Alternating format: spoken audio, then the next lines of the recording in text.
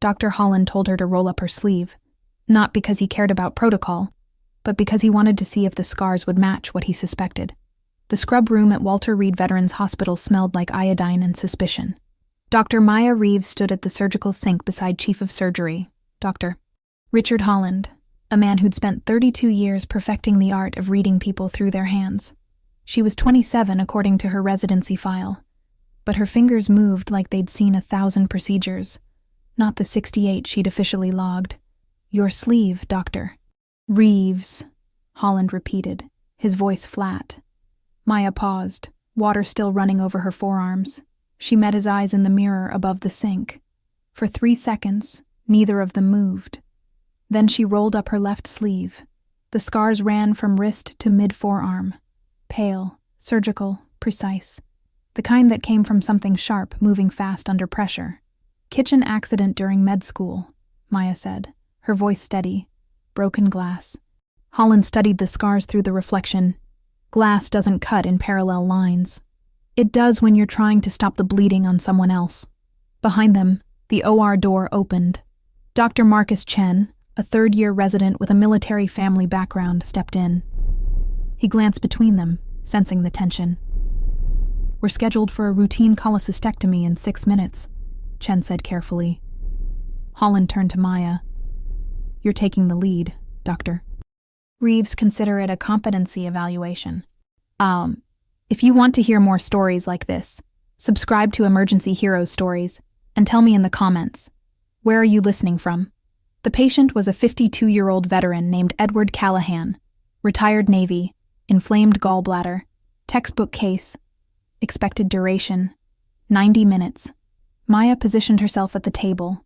Her eyes scanned the instrument tray once, just once, cataloging everything. "Scalpel," she said. The scrub nurse placed it in her hand. The first incision was perfect, precise depth, exact location, minimal bleeding. Holland watched from across the table, his eyes narrowing. He'd performed this procedure 600 times. He knew every step, every hesitation point, every place where residents second-guessed themselves. Maya did none of that. She moved through the laparoscopic approach with mechanical efficiency. Her commands were quiet, anticipatory. She asked for instruments before the nurse could predict them. "Retractor," Maya said. "Suction, left quadrant." "There's going to be more fluid than the imaging showed." Chen applied suction fluid cleared, exactly as she'd predicted. Holland checked the surgical clock. 18 minutes in. They were already approaching what should be the halfway point. "Dr. Reeves, you're moving too fast," Holland said. "Vitals are stable, bleeding is minimal. I'm being efficient, not reckless." Chen exchanged a glance with the anesthesiologist. Everything Maya did was technically flawless, but the speed was unsettling. At the 32-minute mark, Maya paused. Her head tilted slightly, like she was listening to something no one else could hear. "Dr. Holland," she said quietly, "do you see the discoloration around the fundus?" Holland leaned closer to the monitor. "That's within normal inflammatory range." "It's not inflammation, it's early peritonitis. The tissue pattern suggests microperforation." Holland's jaw tightened. "You're a first-year resident, Dr. Reeves. You don't diagnose complications based on pattern recognition." "With respect, sir, I just did." "Stay focused on the cholecystectomy." Maya's hands stilled for exactly 2 seconds. When she moved again, her technique hadn't changed, but something in the room had shifted. She completed the procedure in 39 minutes total. The gallbladder was removed cleanly. The incisions closed with interrupted sutures. Precise, evenly spaced, faster than anyone in that room had ever seen. Chen noticed the suture style immediately. He'd grown up on Fort Bragg. His father had trained combat medics. He knew what military field sutures looked like. Those were military sutures. 2 hours later, the lab results arrived. Chen found Holland in his office, holding the printout. "Elevated white count," Chen said. "Sepsis panel shows early infection. CT scan confirmed microperforation of the bowel. Undiagnosed Crohn's disease." Holland read the report twice. "She knew," Chen continued. "Before any of this came back, she knew. Lucky guess." "That wasn't luck, sir. That was experience. Nobody moves like that without extensive field time. Holland set the papers down. Find out everything you can about Dr. Maya Reeves' education, references, work history. I want to know where she really trained. In the residence locker room, 3 surgical residents whispered over coffee. 39 minutes for a cholecystectomy, one said. That's impossible for a first year. She diagnosed Crohn's by looking at tissue discoloration. Another added. And those sutures, the third said. My brother's a Marine. He showed me photos from field hospitals in Afghanistan. Those are combat sutures. Down the hall, Maya sat alone in the residence lounge, reviewing tomorrow's case files. Her encrypted phone buzzed once. She glanced at the screen. The message was brief. Monitoring situation. Maintain cover. She deleted it and returned to her charts. But her hands, those steady, scarred hands, trembled for just a moment, because Maya Reeves knew something no one else in that hospital did. Eventually, everyone's past catches up, and hers was already at the door. The call came through at 6:47 a.m., 3 days after the cholecystectomy. All available surgical staff to Trauma Bay immediately. The overhead speaker announced, Mass casualty event. Bridge collapse on Highway 495-38. Casualties inbound. ETA 4 minutes. Maya was halfway through morning rounds when the alert sounded. She dropped her chart and moved toward the stairwell. Dr. Reeves. Holland's voice stopped her cold. He stood at the end of the hallway, arms crossed. You're restricted to observation only, Trauma Bay 6. Do not touch a patient without my direct authorization. Maya's jaw tightened. Sir, with respect, this is a mass casualty situation, which is exactly why I need surgeons I can trust, not residents who operate like they're hiding something observation only, Dr. Reeves. That's an order. The emergency department transformed into controlled chaos within 6 minutes. Trauma bays filled with crushed limbs, lacerations, penetrating injuries. The bridge had collapsed during morning rush hour. Steel cables snapped. Concrete sections dropped.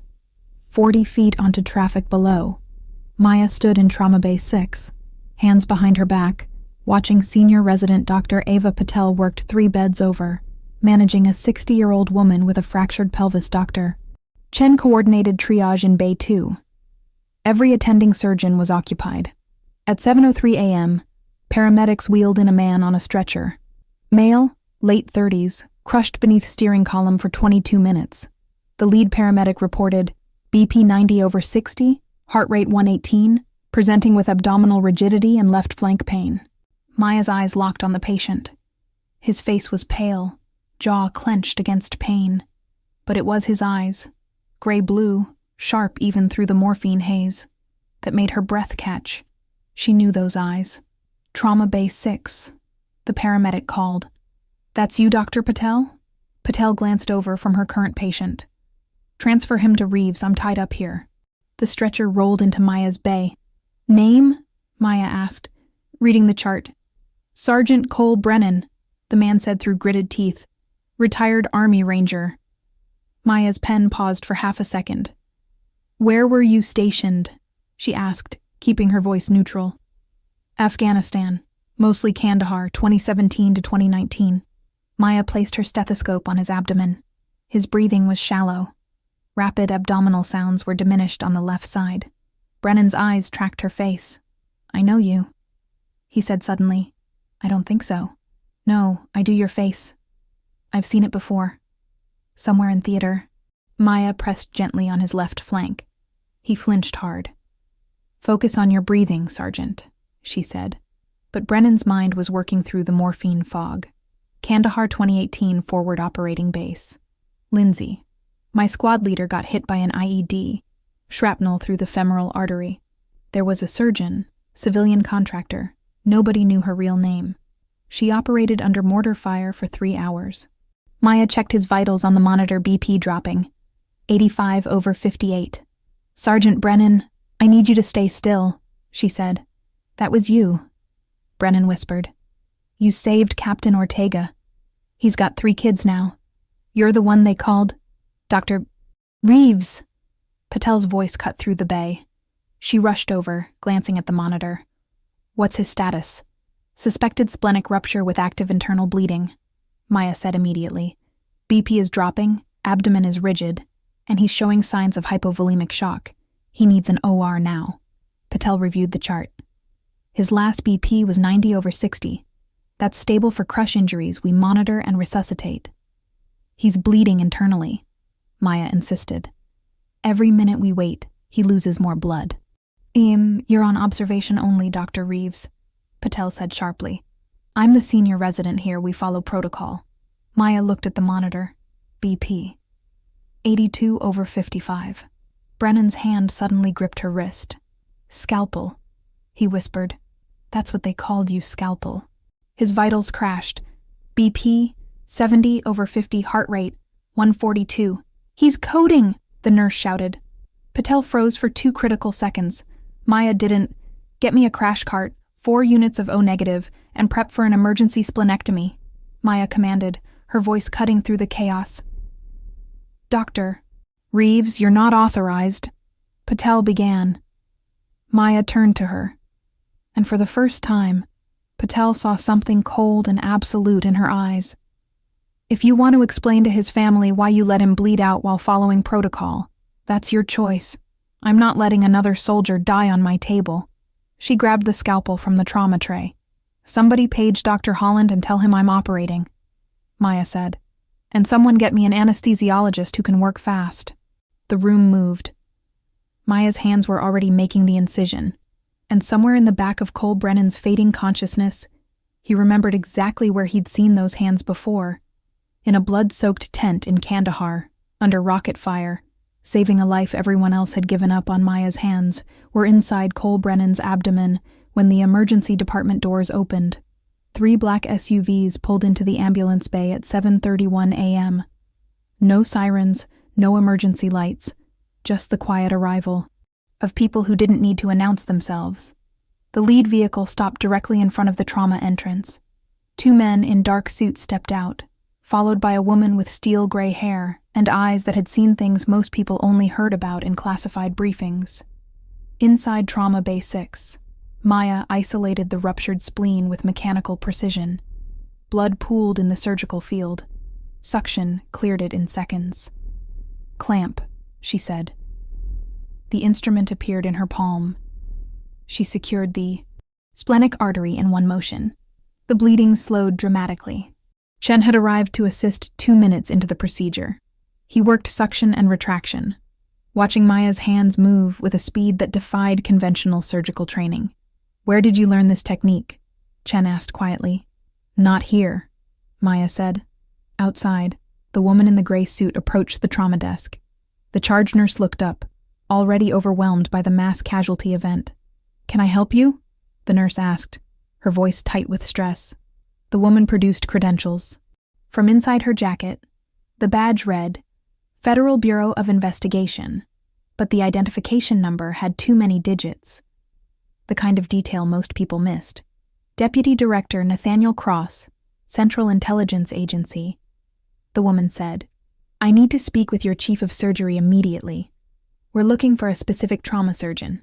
The nurse's hand froze over her keyboard. This is a civilian hospital. We don't have...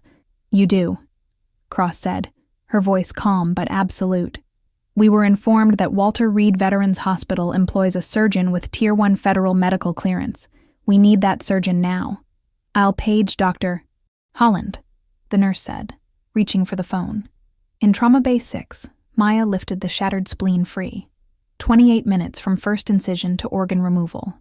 Vitals stabilizing, Chen reported. BP 95/62 and climbing. Maya began the closure, layer by layer, those same precise military sutures that marked every procedure she'd ever performed. Brennan's eyes fluttered open. His gaze found Maya through the anesthesia haze. Told you, he whispered.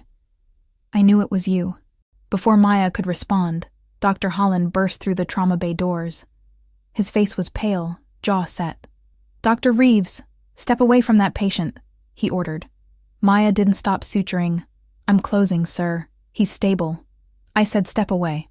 In 3 minutes. Holland moved beside the table, saw the surgical field, the clean extraction, the patient's stable vitals. His anger warred with professional recognition.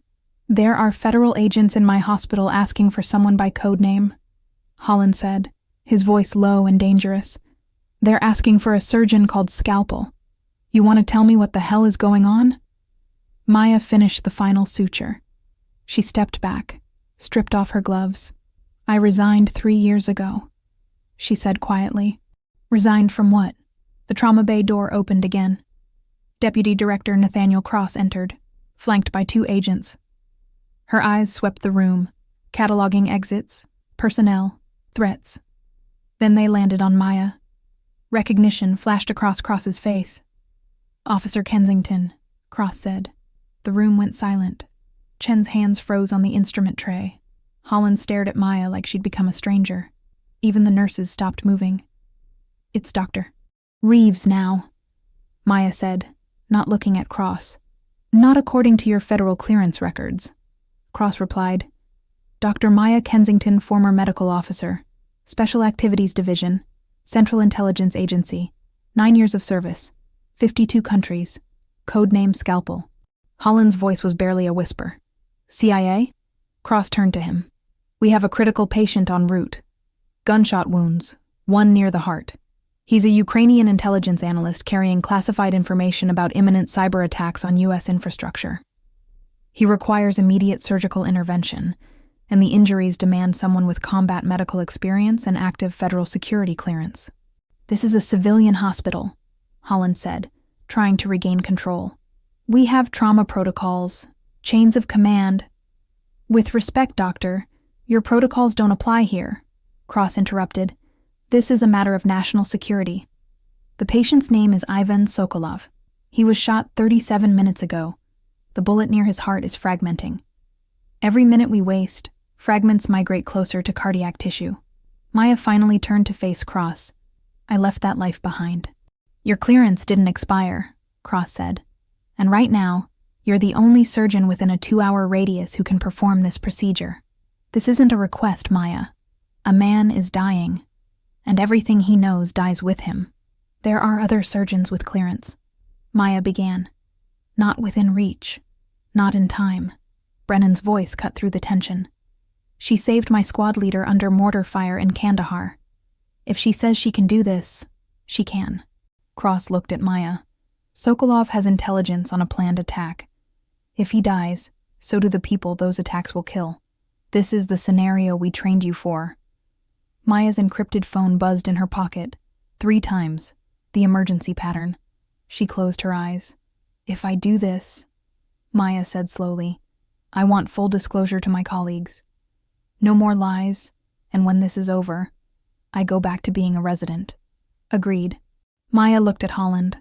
His face was a mixture of shock, betrayal, and something that might have been respect. "I lied about who I was," Maya said. "But everything I did in that OR was real. I'm asking permission to save this man's life using every skill I have, no matter where I learned them."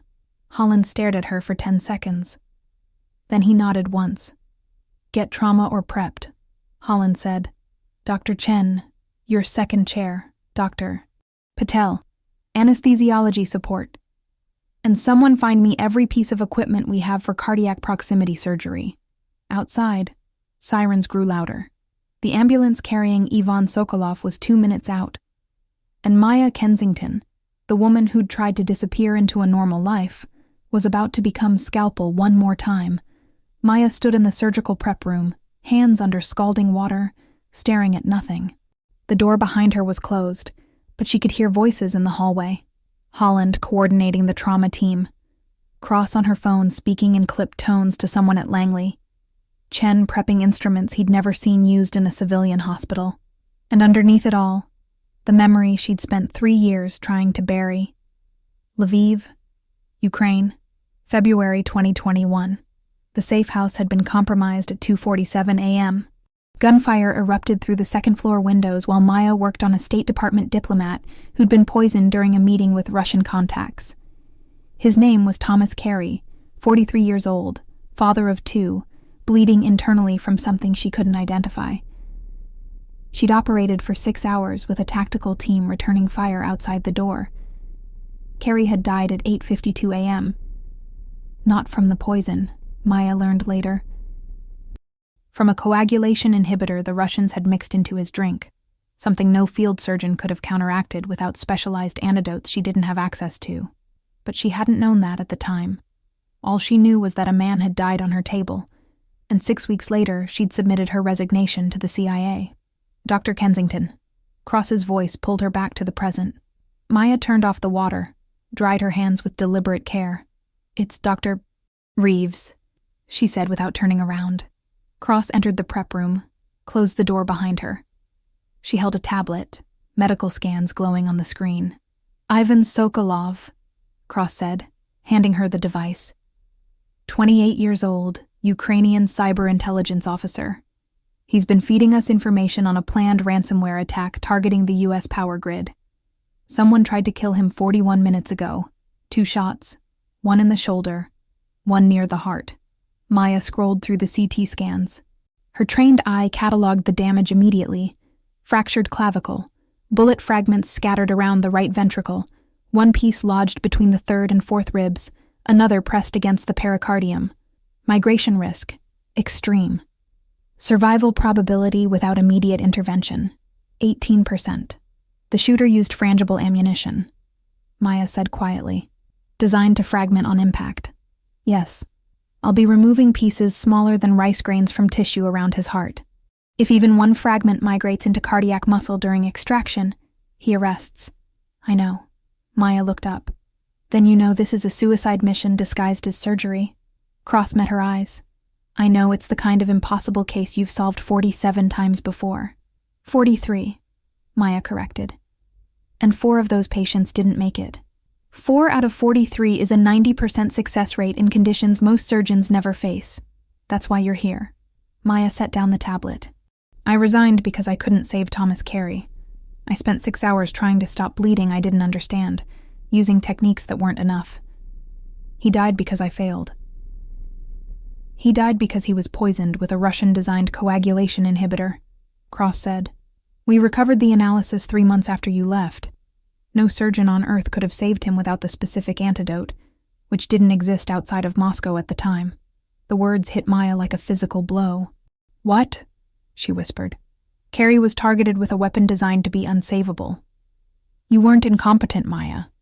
You were set up to fail. The Russians wanted him dead in a way that looked medical, not political." Maya's hands gripped the edge of the sink. 3 years. 3 years of guilt, of nightmares, of believing she'd lost her edge when it mattered most. And it had been a lie. "Why didn't anyone tell me?" Maya asked, her voice barely audible. "Because the antidote's existence was classified above your clearance level at the time. By the time we could have told you, you'd already disappeared into civilian medicine." Maya closed her eyes. Cross stepped closer. "You left because you thought you failed. But you didn't. And right now, there's a man in that ambulance whose only chance of survival is you accepting that truth." The door opened. Chen appeared, already in surgical scrubs. "Dr. Reeves, the patient just arrived. We're moving him to trauma OR now." Maya looked at Cross one more time. "After this," Maya said, "no recruitment, no pressure to return. I get to choose what happens next." "Agreed." Maya turned to Chen. "I'll need microforceps, magnetic probes for fragment extraction, specialized retractors, and 8 units of O-negative blood standing by." Chen nodded. "Already prepared. And Dr. Chen?" "Yes?" "Everything you're about to see in that operating room. The techniques, the approach, the speed. None of it gets discussed outside this hospital without federal clearance." "Understood?" Chen held her gaze. "I grew up on military bases, Dr. Reeves. I know what classified looks like." Maya nodded once. Then she walked toward the operating theater, leaving behind the woman who'd spent 3 years hiding and becoming, once again, the surgeon who'd saved lives in 52 countries, under conditions most people couldn't imagine. In the hallway, Dr. Patel waited in full surgical gear. "I'm sorry I doubted you in the trauma bay," Patel said quietly. Maya paused. "You followed protocol. That's what good residents do. And what do great surgeons do?" Maya looked at her. "They save lives. no matter what the protocol says. She pushed through the OR doors. Ivan Sokolov lay on the table, unconscious, pale, his chest rising and falling in shallow, labored breaths. The monitor showed vitals that were bad and getting worse. Maya positioned herself at the table, looked up at the observation gallery where Holland stood beside half a dozen residents and 3 federal agents. "This surgery," Maya said, her voice carrying through the microphone, "will use techniques not taught in civilian medical schools. Questions will be answered after the patient is stable. Until then, I need complete silence and absolute trust." She looked down at Sokolov. "Let's bring you back," she whispered, and Scalpel went to work. The first incision changed everything. Maya didn't use the standard thoracotomy approach taught in every surgical textbook. Instead, she made a modified anterolateral entry that gave her simultaneous access to both the shoulder wound and the cardiac proximity area through a single surgical field. In the observation gallery, a 4th-year resident leaned toward his colleague. "That's not standard protocol. That's not civilian protocol," Holland corrected quietly. "That's tactical field medicine. Maximum access, minimum trauma." Below, Maya's hands moved into Sokolov's chest cavity with mechanical precision. "Doctor. Chen, I need the fluoroscopy tilted 15 degrees lateral," Maya said. "I'm mapping fragment locations before extraction." The imaging adjusted. The screen lit up with 17 visible metallic fragments scattered around Sokolov's right ventricle like deadly stars. Largest fragment is 0.7 centimeters, lodged between ribs 3 and 4. Maya narrated, her voice calm and clinical. "Smallest fragments are barely visible. Those are the ones that kill you." She worked in complete silence for the next 12 minutes. Each fragment she removed went into a separate, sterile container. Evidence. Every piece would be catalogued, analyzed, traced back to the weapon that fired it. But that wasn't Maya's concern. Her concern was the fragment she couldn't see yet. The one she knew was there because she'd seen this exact injury pattern before. Baghdad, 2017. A translator named Rashid, who'd been shot with frangible ammunition. She'd found the hidden fragment lodged against his pericardium, invisible on standard imaging because it was shadowed by bone density. She'd almost missed it. Almost. Rashid had lived, but it had been the closest call of her career. Fragment count. 14 removed, Maya announced, adjusting fluoroscopy for deeper tissue visualization. The angle shifted again, and there it was. A fragment the size of a grain of rice, tucked behind the ascending aorta, pressed directly against the outer layer of Sokolov's heart. "Found the ghost," Maya said quietly. Chen looked at the screen. "I don't see anything." "Look here." Maya indicated a shadow that was barely distinguishable from the surrounding tissue. "That's not a shadow. That's a fragment that migrated during transport. It's resting against the epicardium. Any jarring movement, any shift in position, and it punctures through into cardiac muscle." Patel's voice came through the intercom from her anesthesia station. "How do you extract something in that position without direct contact?" Very carefully, Maya extended her hand. "Magnetic microprobe. The smallest one we have." The instrument appeared in her palm. She guided it with millimeter-level precision, using the fluoroscopy for real-time positioning. The fragment was ferromagnetic. The probe would attract it, allow her to draw it away from cardiac tissue without touching it directly. The observation gallery held its breath. Maya's hand was absolutely steady. The probe touched the fragment. Held. She drew it back with glacial slowness, watching the screen, feeling the resistance through her fingertips like she was diffusing a bomb. 1 millimeter. 2. 5. 10. The fragment cleared the epicardium. "Secured," Maya said. She withdrew the probe, placed the fragment in the evidence container with the others. Most dangerous piece neutralized. Continuing with remaining extractions. Holland leaned forward in the gallery. "She just performed a procedure I've never seen attempted outside of cardiac specialty centers. And she did it in 4 minutes, Chen added from inside the OR. Maya continued working. Fragment 15. 16. Each one extracted with the same precise methodology, each one catalogued. But the surgery was far from over. "Blood pressure dropping," Patel called. 90/50. "He's bleeding somewhere we haven't identified." Maya's eyes scanned the surgical field with systematic intensity. Suction. I need visualization on the subclavian region. The field cleared. There, a small arterial bleed hidden beneath fascia, obscured by swelling from the shoulder wound. Maya clamped it in 3 seconds, tied it off, moved on. Pressure stabilizing, Patel reported. 100/60. Good. Final fragment located in the deltoid muscle, away from major vessels. This one's straightforward. She removed it in less than 30 seconds. All 17 fragments accounted for, Maya announced. Beginning systematic tissue examination for collateral damage. She worked through the chest cavity layer by layer, checking for perforations, tears, hidden bleeds. Her hands moved with the confidence that only came from repetition, from having performed this exact type of surgery in conditions that would have broken most surgeons. Field hospitals without climate control, operating theaters under mortar fire, tents lit by flashlights while helicopter rotors thundered overhead. This sterile, well-lit OR with its advanced equipment and trained staff felt almost luxurious by comparison. No cardiac involvement, Maya said. No pericardial effusion. Lung tissue shows minor contusion but no perforation. Vascular structures intact. She stepped back slightly, surveying her work. Dr. Chen, prepare the chest tube. Dr. Patel, how's our cardiac rhythm? Normal sinus, rate 74, no irregularities. Excellent. Beginning closure. Maya began the layered closure. Pleura, intercostal muscles, fascia, subcutaneous tissue, skin. Those same interrupted military-style sutures that had marked every procedure she'd performed, in every country, under every impossible circumstance. The sutures that had become her signature, the ones that identified her as clearly as a fingerprint. In the gallery, a resident whispered to Holland, "How long has she been operating?" Holland checked his watch. 2 hours, 19 minutes. Her hands haven't shaken once. Combat surgeons learn to operate for hours under conditions we can't imagine. Holland said quietly, "This is what they're trained for." This is what she was trained for. Maya placed the final suture. "Surgery complete," she announced.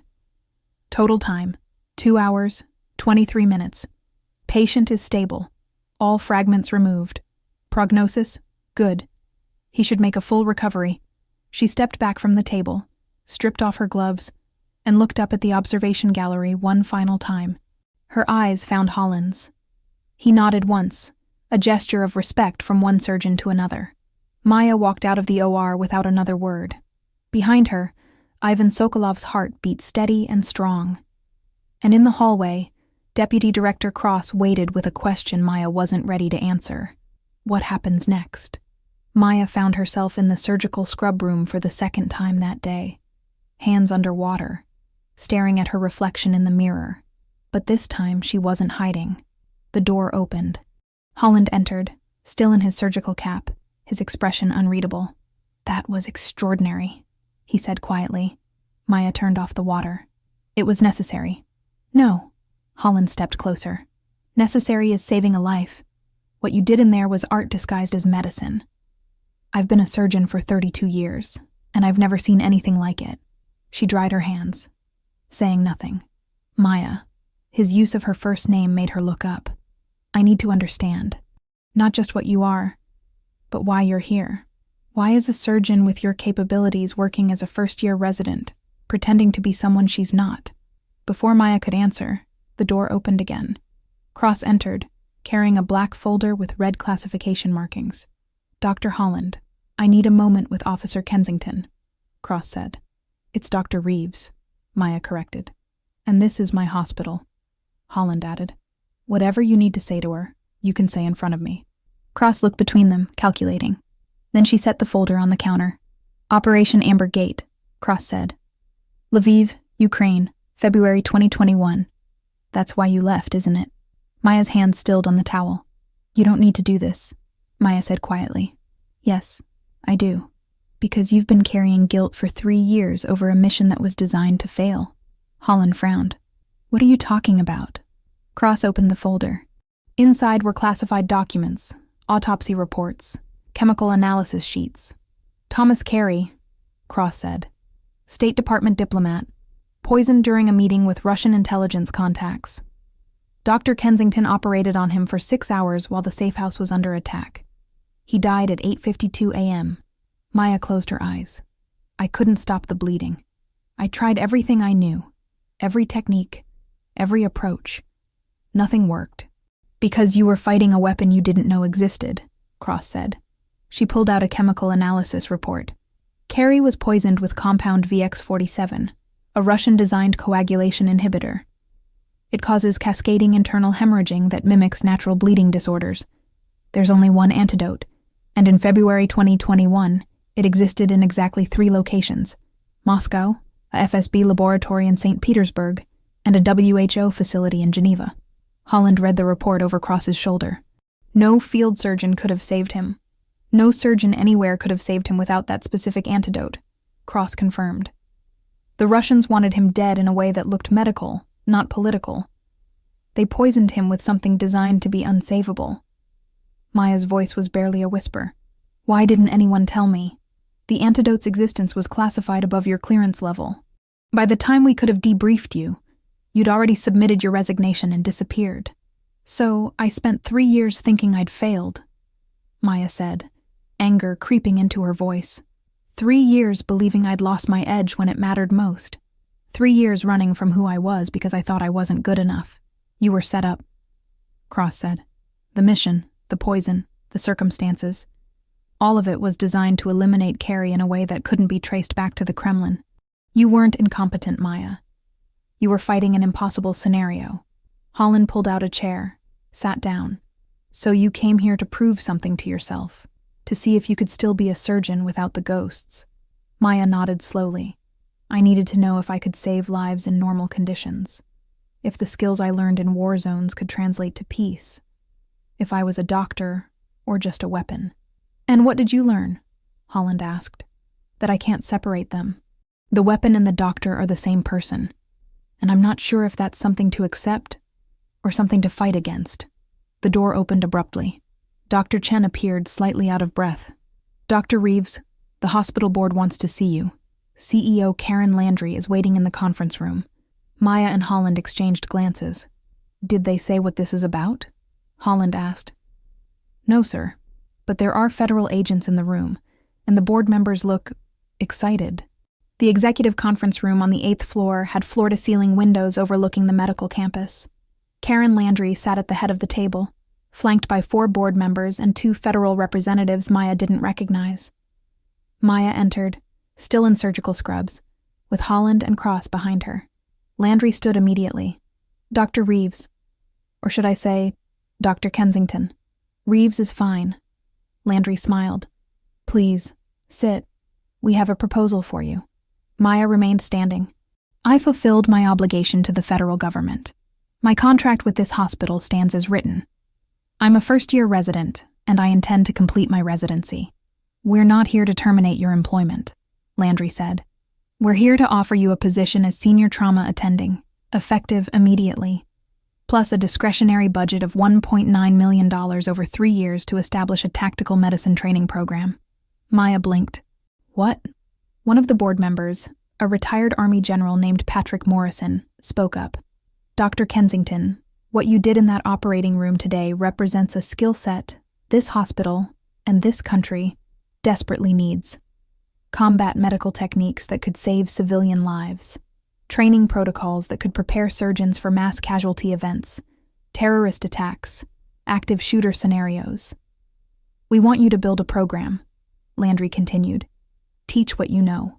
Train the next generation of trauma surgeons in techniques that work when everything else fails. Maya looked at Holland. He was smiling. You knew about this, Maya said. I recommended it, Holland replied. 2 hours ago, while you were saving Sokolov's life, I made a call to Karen. Told her we had a once-in-a-generation talent in our hospital, and if we didn't give you a reason to stay, you'd disappear again. Maya turned back to Landry. I don't want to be defined by what I did in the field. Then define it yourself, Landry said. Teach it. Control the narrative. Show the world that these skills aren't just for war. They're for saving lives, period. Maya was silent for a long moment. Then Chen spoke from the doorway. "I'd be honored to learn from you, Dr. Reeves." "So would I," Patel added, appearing beside him. Maya looked at them. Young surgeons, eager to learn, reminded of herself before Lviv, before the guilt, before the running. "I have conditions," Maya said finally. Landry leaned forward. "Name them." Dr. Chen becomes deputy director of the program. Open enrollment for military veterans transitioning to civilian medicine. And no classified operations without my explicit written consent. Landry extended her hand. "Done." Maya shook it. And for the first time in 3 years, she felt like she could breathe. Maya didn't go home that night. She walked through the hospital corridors at 11:47 p.m., past empty nurses' stations and dimmed lights, until she found herself outside the intensive care unit. Even Sokolov lay in bed 7, vitals steady on the monitors beside him. Chest tube draining properly. Sedation lightened enough that his eyes tracked her movement when she entered. "You're awake," Maya said quietly. Sokolov's voice was rough, barely above a whisper. "You're the surgeon." "I am." "They told me you saved my life, that the surgery was impossible." Maya pulled a chair beside his bed. "Difficult, not impossible. There's a difference. In my experience, impossible is just difficult with higher stakes." He managed a weak smile. "Thank you. You're welcome." They sat in silence for a moment. Outside, the city lights glittered against the darkness. "The information I was carrying," Sokolov said carefully. "The intelligence I risked everything for. Did it reach the right people? I'm a surgeon, not CIA. But I'm told it did." He closed his eyes. "Good. Then maybe this was worth it." Maya studied his face. He looked younger than 28, almost fragile in the hospital bed. "You gave up everything to do the right thing," Maya said. "That takes courage most people don't have. So did you, I think. They said you left the CIA 3 years ago. Disappeared. And now you're here, saving the life of someone who should have died. That's my job." "No." Sokolov opened his eyes again. "Your job is surgery. Saving impossible cases is who you are. There's a difference." Maya felt something shift in her chest. "Someone told me something similar once. That I was trying to separate what I do from who I am. And maybe that was the problem. Were they right? I'm starting to think so." Sokolov's hand moved slightly on the bed, reaching toward her. "You gave me a second chance at life. Maybe you deserve one too." Maya left the ICU at midnight and found Chen waiting in the hallway. "You should be sleeping," Maya said. "So should you." Chen fell into step beside her. "Can I ask you something?" "Depends on the question. Why did you really come here? To this hospital, this residency program, pretending to be a first year?" Maya stopped walking. They stood in an empty corridor, fluorescent lights humming overhead. "Because I needed to know if I could be normal," Maya said. "If I could save lives without carrying a weapon. If I could perform surgery without calculating exit routes and threat assessments. If I could be a doctor instead of an operative. And I learned that I can't separate them.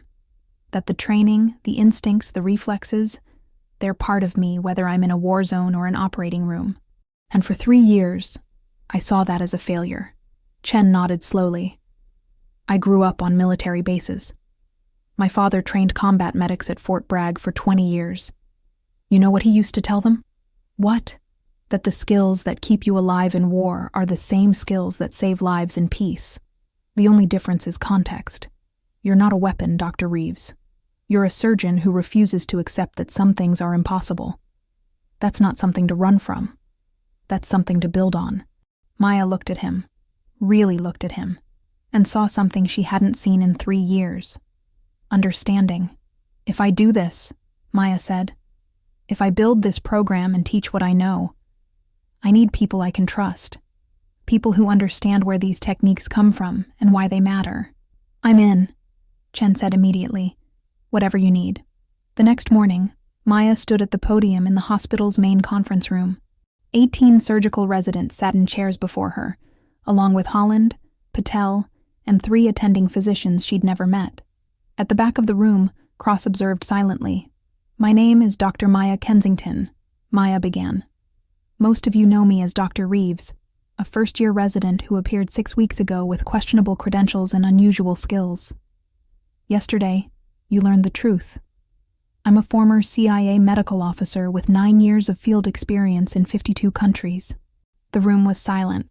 I'm here today because this hospital has given me an opportunity to do something I thought was impossible. To take the techniques I learned in war zones and adapt them to save civilian lives. To teach a new generation of trauma surgeons that medicine isn't about perfect conditions. It's about making the impossible survivable. She clicked to the first slide. A diagram of the modified thoracotomy she'd performed on Sokolov. This is tactical field medicine. It's fast, it's aggressive, and it works when conventional approaches fail. Over the next 3 years, we're going to build a training program that teaches these protocols to military veterans transitioning to civilian medicine, and to any surgeon who wants to learn how to save lives when everything else has failed. A hand went up. A resident named Jake Ellis, former Army medic. Ma'am, does this mean we don't have to hide anymore? That we can use what we learned in the field without being judged? Maya met his eyes. Yes, that's exactly what it means. The room erupted in applause. Holland stepped to the podium beside her. For those who don't know, I'm Dr. Richard Holland, Chief of Surgery. 3 days ago, I questioned Dr. Kensington's credentials. I doubted her methods. I tried to restrict her from operating because I didn't understand what I was seeing. He turned to Maya. I was wrong. And yesterday, she reminded me that great surgeons don't follow protocol blindly. They follow their training, their instincts, and their commitment to saving lives, no matter what that requires. I'm honored to support this program, and I'm proud to call her a colleague. He extended his hand. Maya shook it, and in that moment, in front of 18 residents and 4 attending physicians and 1 CIA deputy director, Maya Kensington stopped running from who she was. She became, instead, who she was meant to be. A teacher, a surgeon, and someone who refused to accept that some lives couldn't be saved. 6 weeks later, Maya walked through Walter Reed Veterans Hospital at 2:14 a.m., unable to sleep. The Tactical Medicine Integration Program had launched 3 weeks earlier, with an initial cohort of 12 surgical residents, 8 with military backgrounds, 4 civilians eager to learn. The first training module focused on rapid hemorrhage control in austere environments. They'd completed it in half the projected time. But tonight, Maya wasn't thinking about curriculum or training protocols.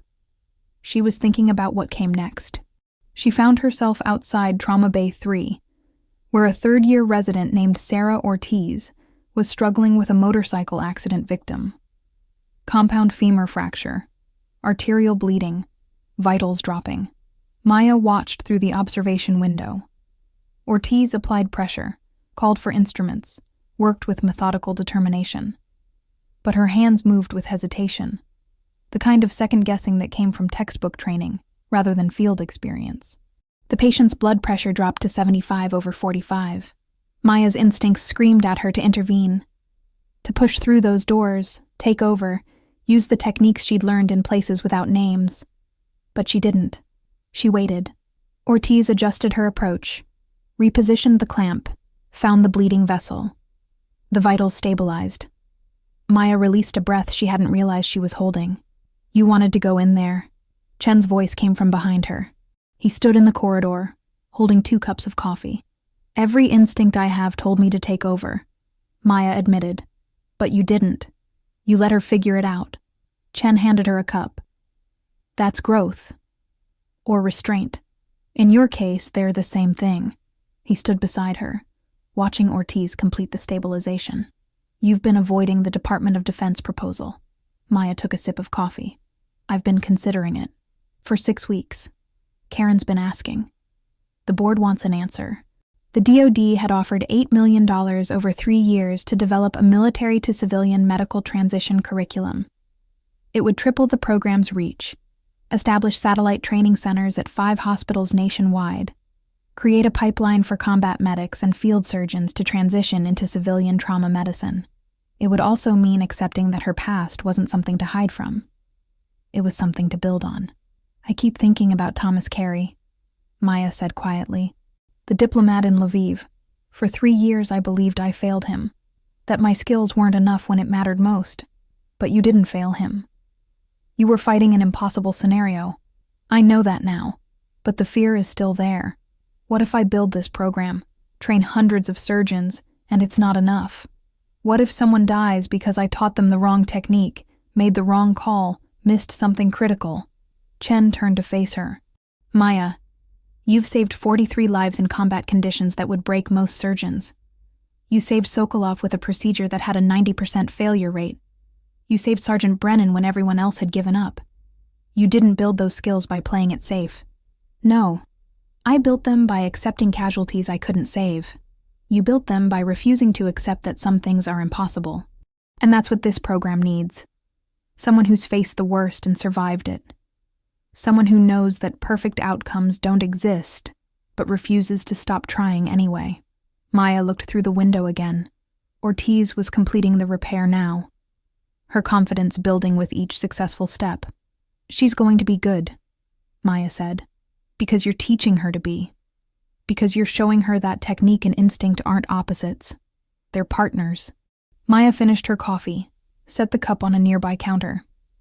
Tell Karen I'll accept the DoD funding, she said, on 3 conditions. Dr. Chen becomes co-director with full decision-making authority.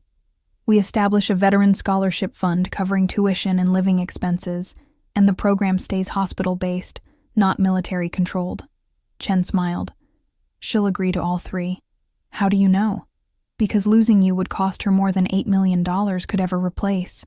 The next morning, Maya stood in Conference Room 4 with the hospital's executive board, 3 DoD representatives, and Deputy Director Cross, who'd arrived unannounced. Karen Landry reviewed the contract terms one final time. $8 million over 3 years, satellite programs at 5 hospitals, veteran scholarship fund fully funded, and Dr. Kensington and Dr. Chen maintained complete operational control of curriculum and training protocols. The senior DoD representative, a colonel named Marcus Webb, nodded. The department recognizes that this program's value lies in its independence. We're funding it, not controlling it. And my CIA clearance? Maya asked, looking at Cross. Remains inactive unless you voluntarily reactivate it, Cross said. You're a civilian surgeon, Dr. Kensington. What you do with your skills is your choice. Maya picked up the pen, paused over the signature line. 3 years ago, she'd walked away from the CIA believing she was broken, believing that Thomas Carey's death proved she wasn't good enough. 6 weeks ago, she'd been a first-year resident hiding from her past. Now she was building something that could save thousands of lives, not by hiding who she was, but by embracing it. She signed. Applause filled the room. Landry stood, shook Maya's hand. Welcome to the next chapter, Dr. Kensington. That afternoon, Maya found Sergeant Cole Brennan in the physical therapy wing, working through mobility exercises. His splenectomy incision had healed with those characteristic military-style sutures. Doc, he greeted her. Heard you're going national with the program. Word travels fast. Small hospital. Big news. He completed his exercise, sat on the therapy bench. Can I tell you something? Of course. Captain Ortega, the squad leader you saved in Kandahar. He's got 3 kids now. 2 boys and a girl. His daughter's studying pre-med at Georgetown. She wants to be a trauma surgeon because her dad told her about the woman who saved his life under mortar fire. Maya felt her throat tighten. I didn't know. You never do. That's the thing about what you do. You save lives and move on, never seeing the ripples. But they're there, Doc. Every life you've saved has created ripples you'll never see. Thank you for telling me. Brennan stood, extended his hand. Thank you for not giving up on me. Or yourself. Maya shook his hand, then pulled him into a brief embrace. Go make those ripples, Brennan said. And Maya Kensington, no longer hiding, no longer running, went to do exactly that. 6 months after signing the DoD contract, Maya stood in the Walter Reed Auditorium, watching 200 medical professionals file into seats for the inaugural Tactical Medicine Integration Symposium. The gathering represented 47 hospitals across 23 states. Trauma surgeons, emergency physicians, combat medics transitioning to civilian practice, nurses with military backgrounds. All of them here to learn techniques that most medical schools considered too aggressive, too unorthodox, too dangerous for civilian application. Chen appeared at her side, tablet in hand. Registration just closed. We're at 212 attendees, 12 more than capacity. Where are we putting them? Holland opened the overflow conference room with live video feed. He also arranged for recording and distribution to the satellite programs. Maya scanned the crowd. She recognized faces. Jake Ellis, the former Army medic who'd asked if he could stop hiding.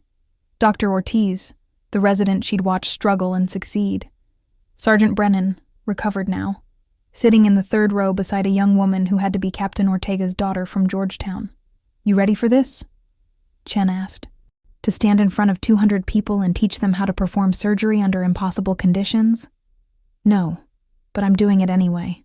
That's very on brand for you. Karen Landry took the stage first.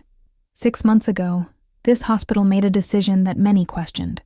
We offered a senior attending position and program funding to a surgeon whose methods challenged everything we thought we knew about trauma medicine. Today, I'm proud to report that decision has already saved 73 lives. The room erupted in applause.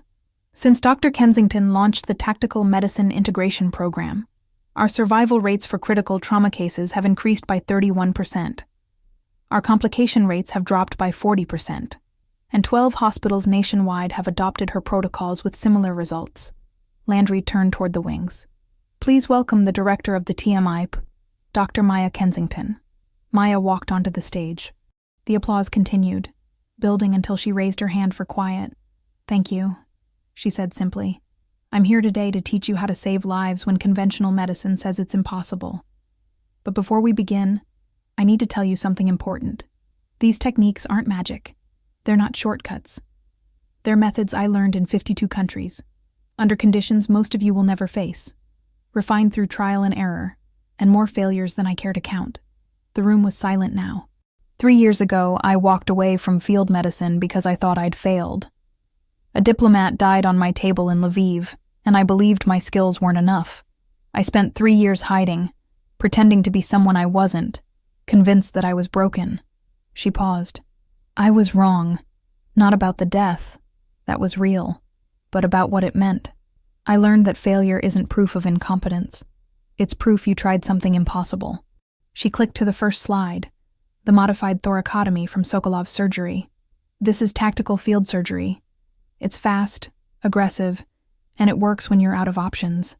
Over the next 3 days, we're going to teach you hemorrhage control, damage control surgery, improvised airway management, and field triage protocols.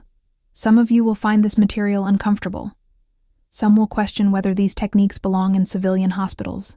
She met the eyes of the Georgetown student, but I'm going to ask you to set aside those concerns and focus on one question. If someone you love was dying and conventional approaches had failed, would you want their surgeon to have these skills? 200 heads nodded. Then let's begin. Over the next 3 days, Maya and Chen ran the attendees through intensive training modules.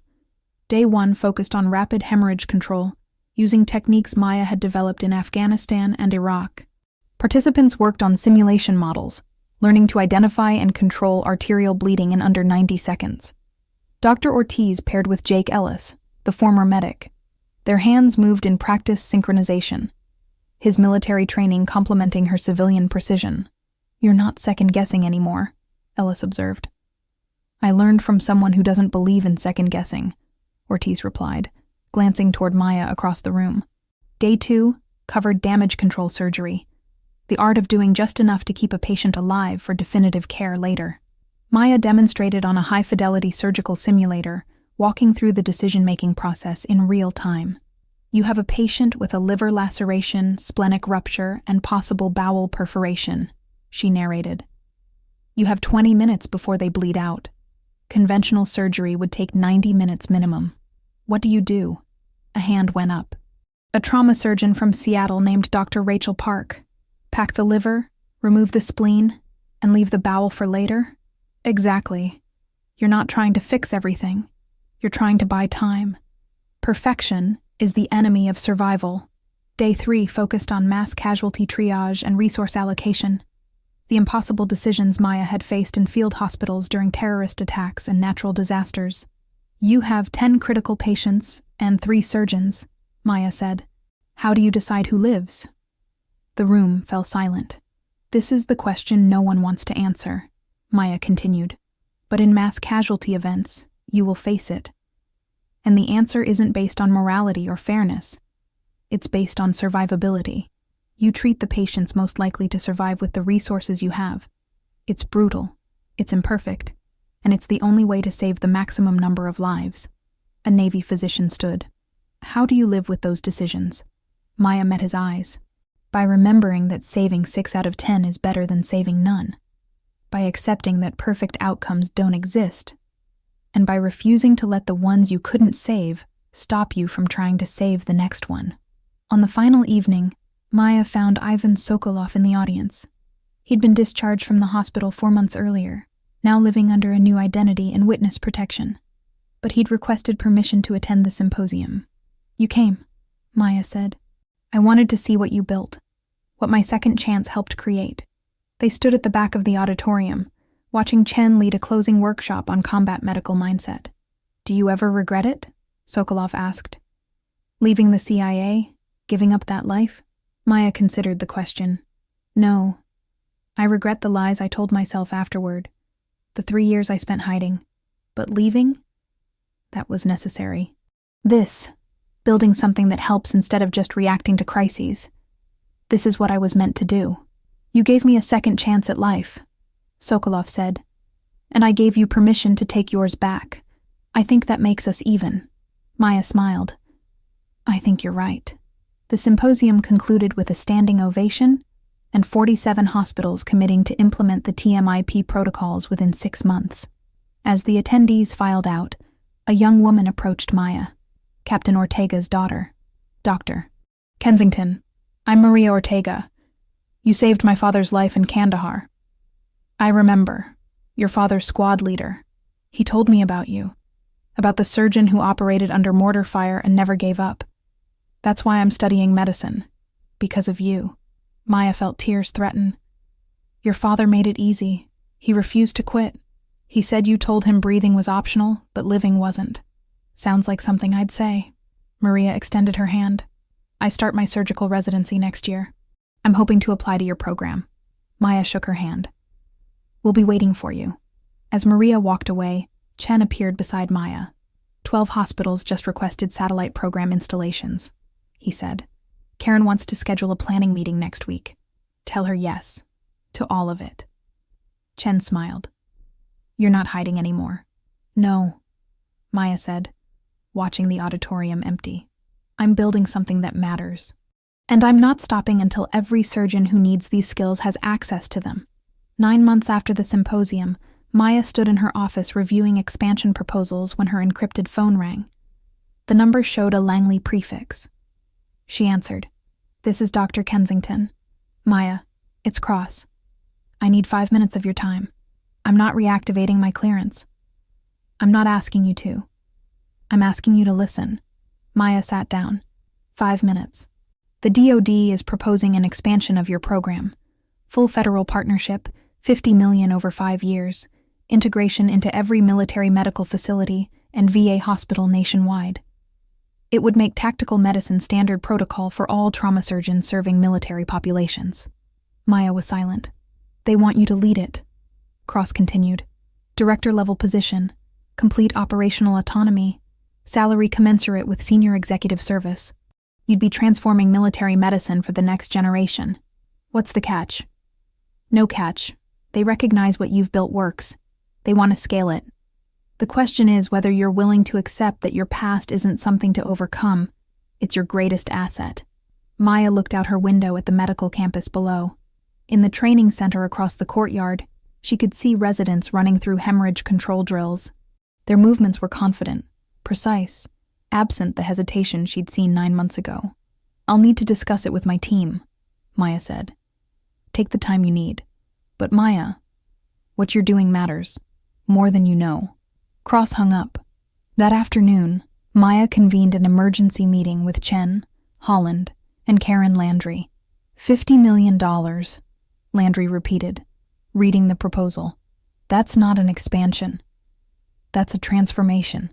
It would also mean federal oversight, Holland said.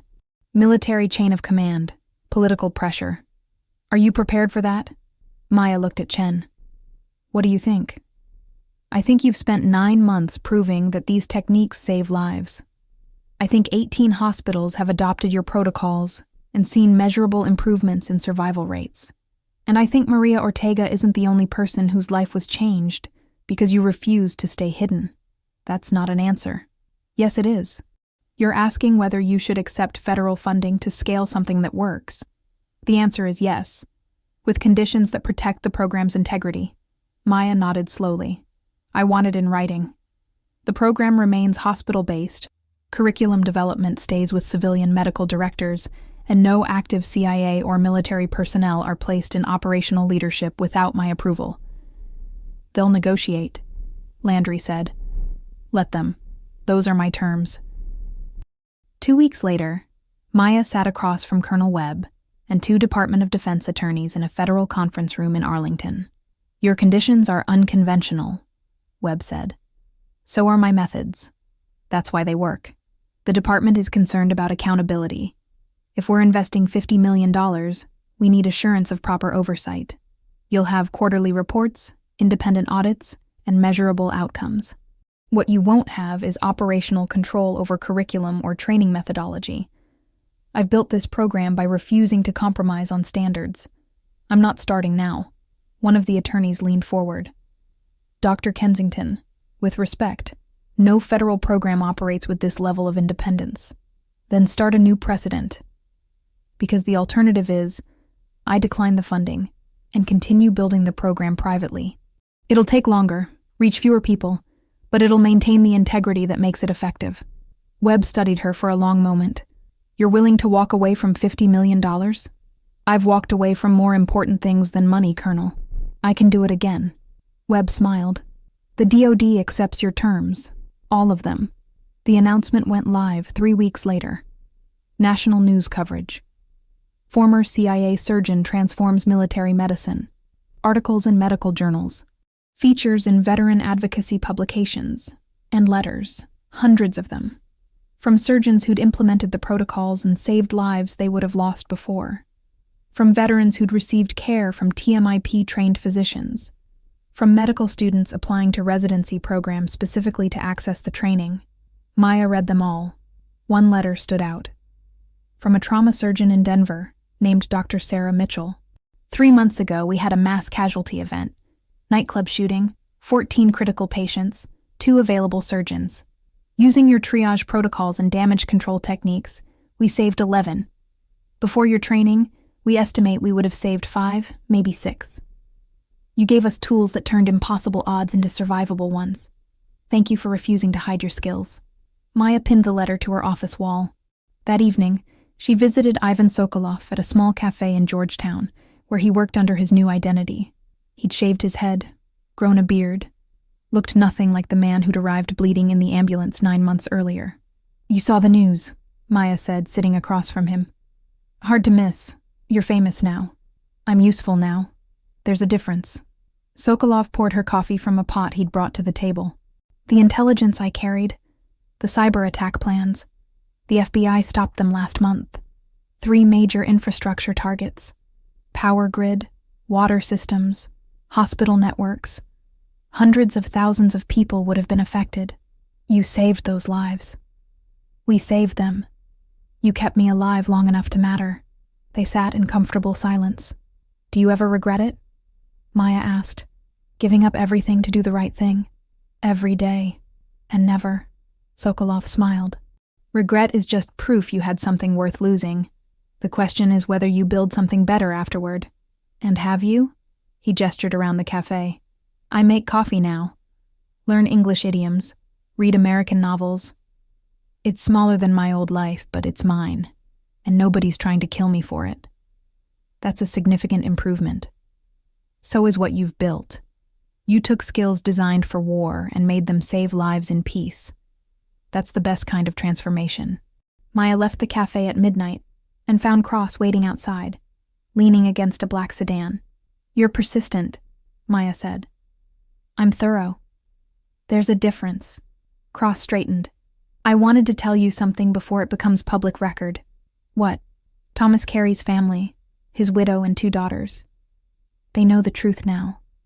About the poison, about what really happened in Lviv. They wanted me to tell you something. Maya felt her chest tighten. They said thank you. For trying. For not giving up. For carrying guilt that wasn't yours to carry. And they said they hope you've found peace with it. Tears stung Maya's eyes. They also established a scholarship in his name. Cross continued. For medical students pursuing trauma surgery. The first recipient starts at Georgetown next fall. Maria Ortega. How did you know? Because some stories come full circle. Cross nodded. You're not defined by the lives you couldn't save, Maya. You're defined by what you did with the ones you could. Remember that. She got in the sedan and drove away. Maya stood alone on the Georgetown street, surrounded by the quiet hum of the city, and felt something she hadn't felt in 3 years. Peace. Not because the guilt was gone. It would never fully disappear. But because she'd finally accepted that failure wasn't the end of her story. It was just the beginning of the next chapter. 18 months after the federal partnership announcement, Maya was teaching an advanced hemorrhage control module when the trauma alert sounded. Mass casualty incident, multi-vehicle accident on Interstate 95, 11 critical casualties inbound, ETA 6 minutes. Maya looked at her class of 22 residents. Half had military backgrounds. Half were civilians trained in TMIP protocols. This is what we've been preparing for, she said calmly. Dr. Ellis, coordinate triage. Dr. Ortiz, take trauma bays 1 through 4. Dr. Chen and I will handle the critical cases. Move. The room emptied in 30 seconds. Maya reached the trauma department as the first ambulances arrived. The scene was controlled chaos, but it was organized chaos. Every person moving with purpose. The 5th patient wheeled in changed everything. A young woman, 19 years old, named Jessica Warren. Critical injuries, tension pneumothorax, visible chest trauma, oxygen saturation dropping. Dr. Ortiz and a second-year resident named David Park were already working on her. Diminished breath sounds on the right side, Ortiz reported. Trachea's deviated. She needs immediate needle decompression. Park hesitated. Are you sure? Her vitals are about to crash if we don't decompress now. Ortiz positioned the needle with steady hands. Dr. Kensington taught me this technique. 14-gauge catheter, second intercostal space, midclavicular line. She inserted the needle. The hiss of escaping air was immediate. Jessica's oxygen saturation began climbing. Color returned to her face. Stabilizing, Park said, watching the monitors. That was incredible. Maya observed from the doorway, saying nothing. Chen appeared beside her. You're not intervening. They don't need me to. Ortiz just performed a field technique most civilian surgeons wouldn't attempt. She did it in under 90 seconds without hesitation, exactly as trained. That's because you taught her it was possible. In Trauma Bay 2, Jake Ellis was managing a patient with arterial bleeding, using a tourniquet application technique he'd learned in the Army and refined through TMIP training. His movements were confident, precise, effective. In Bay 3, Dr. Park, the resident who'd hesitated moments earlier, was now assisting with a damage control surgery, following protocols Maya had developed in Baghdad and adapted for civilian hospitals. Every bay showed the same pattern. Surgeons using techniques that didn't exist in civilian medicine 2 years ago, saving lives that would have been lost before. Maya's phone buzzed. A text from Karen Landry. Turn on the news. She pulled out her tablet, opened a news app. The headline read, Tactical Medicine Program credited with record trauma survival rates nationwide. The article detailed a CDC study showing hospitals using TMIP protocols had seen a 44% reduction in trauma mortality over 18 months. The program was now implemented in 127 hospitals across 38 states. You did this, Chen said, reading over her shoulder. We did this. You, Holland, everyone who believed these techniques could work. 4 hours later, all 11 casualties were stabilized. 9 would make full recoveries. 2 required additional surgery, but were expected to survive. Pre-TMIP protocols, the estimated survival rate would have been 5, maybe 6. Maya gathered the trauma team in the conference room for debrief. 11 patients, 11 saves, she began. That's not luck. That's training, preparation, and execution under pressure. Dr. Ortiz, walk me through your needle decompression. Ortiz stood. Patient presented with classic tension pneumothorax symptoms. I recognized the pattern, confirmed with physical exam, and deployed the field technique we've drilled 50 times in simulation. Total time from identification to decompression, 73 seconds. And why didn't you wait for imaging? Because waiting would have killed her. You taught us that perfect information is the enemy of timely action. Maya nodded. Dr. Ellis, your tourniquet application on patient 7? Military technique, adapted for civilian use. Controlled bleeding in 45 seconds. Maintained perfusion to the limb. Successful save. One by one, the residents walked through their cases. Each one demonstrated mastery of techniques that had been considered too aggressive, too risky, too unconventional for civilian medicine, until Maya proved they worked. That evening, Maya found herself in the hospital's memorial garden. The space was quiet, peaceful, lit by soft pathway lights. A man in his 60s sat on a bench near the fountain. He looked up as Maya approached. Dr. Kensington? Maya paused. Yes? I'm Robert Warren, Jessica's father. He stood, extending his hand. The young woman Dr. Ortiz saved this morning. Maya shook his hand. How is she? Recovering. The doctor said she'll make a full recovery thanks to quick intervention. His voice caught. They said the technique Dr. Ortiz used, the needle decompression, it's not standard civilian practice, that most doctors wouldn't have done it. Dr. Ortiz is exceptionally well trained. She said she learned it from you. That you developed the protocol based on combat medicine techniques. Maya nodded. That's correct. Warren's eyes filled with tears. I'm a retired Marine. I was in Fallujah in 2004. I took shrapnel to the chest. Tension pneumothorax, just like my daughter. A combat medic saved my life using the same technique. Needle decompression in the field, under fire. No hesitation. Maya felt her breath catch. That medic told me something I never forgot, Warren continued. He said breathing was optional, but living wasn't. And then he made sure I did both. The words hit Maya like a physical blow. That was you, wasn't it? Warren asked. 20 years ago, in Fallujah. You were the one who saved me. Maya's mind raced back. Fallujah, 2004. She'd been 23 years old, newly deployed, part of a medical unit attached to Marine operations. A sergeant with chest trauma, pneumothorax, no time for conventional treatment. She'd performed the needle decompression in 40 seconds, under mortar fire, using a technique she'd learned 3 weeks earlier. Robert Warren, Maya whispered. 2nd Battalion, 5th Marines. You remember. I remember all of them. Warren pulled her into an embrace. You saved my life so I could be here to see my daughter's life saved using the same technique. That's not coincidence, Dr. Kensington. That's legacy. Later that night, Maya stood in her office looking at the wall covered with letters, photos, and news clippings. Stories of lives saved using TMIP protocols. Surgeons who'd found confidence in techniques they'd been afraid to use. Veterans who'd finally found a place where their military medical experience was valued, not hidden. Chen knocked on the open door. Maria Ortega just called. She's been accepted into our residency program. Starts next month. Maya smiled. Full circle. More like an expanding spiral. Every person you train saves lives. Every life they save creates ripples. And those ripples keep spreading. That's the point, isn't it? Not to be the only one who can do impossible things, but to teach others that impossible is just a starting point. Her phone buzzed one final time. A message from Cross. Heard about the saves today.